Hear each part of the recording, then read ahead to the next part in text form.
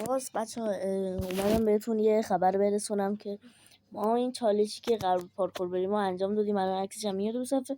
فقط تنها مشکلی که هست ما روی ماینکرافت مود شده ساختیم و نمیمردیم و کل پارکور خراب شد و من مجبور شدم حذف کنم ماینکرافت و به جاش یه ماینکرافت اصلی رو نصب کنم و بالاخره چالش رو انجام دادیم دیگه. نها کنید خودتون.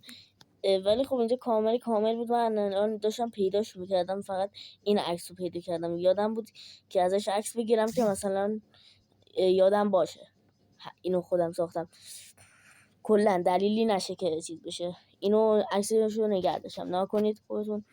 ولی این جاها نبود، همه جاشون بودن کلا، یعنی همه جا پر شده بود.